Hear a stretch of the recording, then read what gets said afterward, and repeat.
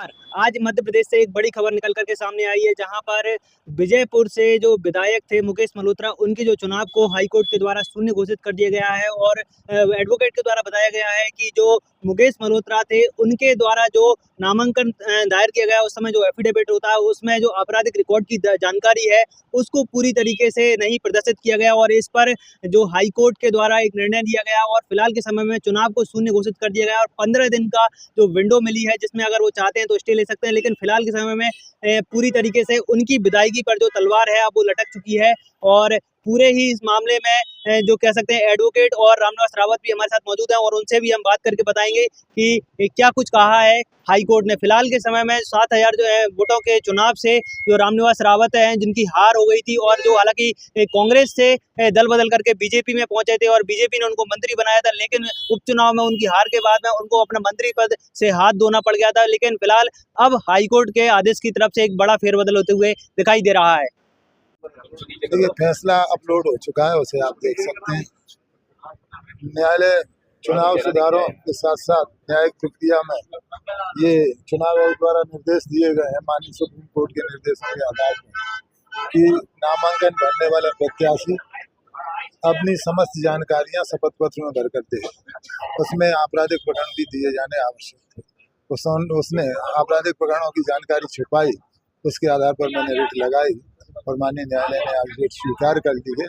पूरी की पूरी रिट स्वीकार कर दी है, उसकी सदस्यता शून्य कर दी और हमें डिक्लेयर घोषित कर दिया। आपकी तरफ किस तरीके से याचिका दायर करी? मैंने बताया था, आपराधिक प्रकरणों की जानकारी उसने छुपाई, इसके आधार पर मैंने याचिका दायर की। अभी अब आप विधायक हैं? अभी 15 दिन तक रोक लगा दी है अपने निर्णय पर, उसके लिए समय दिया है अपील में जाने का, मैं उसके बाद ही कहता हूँ।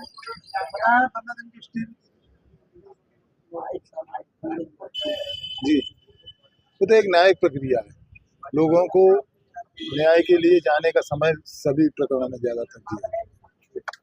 देखिए, जो संबंधित मुकेश मल्होत्रा एमएलए थे, उनके चुनाव को निरस्त किया गया है और उनके स्थान पर श्री रामनिवास रावत जी को वहां से विजयपुर से एमएलए घोषित किया गया।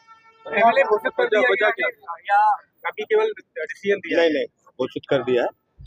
और क्योंकि वो दूसरे नंबर पर थे, इसलिए उनका चुनाव निरस्त करते ही रामनिवास जी को एमएलए घोषित कर दिया। चुनाव आयोग को भेजा जाएगा ये निर्णय या कैसे? ये एक प्रक्रिया है संविधान के तहत, और उसमें सेक्शन 8A है और बाकी जो आर्टिकल संविधान के 191 उनके तहत एक प्रक्रिया के तहत तो सीट को निरंकित किया जाता है। फॉर्मल प्रक्रिया है। वजह क्या है? देखिए, सुप्रीम कोर्ट बार बार ये कह रहा है कि जो जनप्रतिनिधि है, वो चाहे एमएलए हो चाहे एमपी हो, चुनाव में जब भी वो खड़े हों तो उनको एक एफिडेविट देना चाहिए और उस एफिडेविट में उनके लिए ये बताना होगा कि उनके क्रिमिनल एंटीसीडेंट्स कैसे हैं। और इनके द्वारा, मल्होत्रा जी द्वारा जो नामांकन पत्र भरते समय शपथ पत्र दिया गया था, उस शपथ पत्र में 2 क्रिमिनल केस ऐसे थे जिनमें इनका चार्ज फ्रेम हो गया था। तो उसमें कॉलम में जिसमें ये मांगा गया था कि चार्ज फ्रेम होने वाले केसों के बारे में बताएं, तो उसमें उनके द्वारा निरंक लिख दिया गया था, नॉट एप्लीकेबल। और ऐसे 2 केस थे जिसमें एक केस में वो एक्विटल हुए थे और एक केस में उनको सजा मिली थी। उन दोनों केसों के बारे में भी उन्होंने जानकारी छिपाई थी। और ये यदि इस तरीके से होता है तो सर्वोच्च न्यायालय ये कहते हैं कि इसको करप्ट प्रैक्टिस माना जाएगा 123 धारा के तहत आरपी एक्ट में, और चुनाव निरस्त कर दिया जाएगा।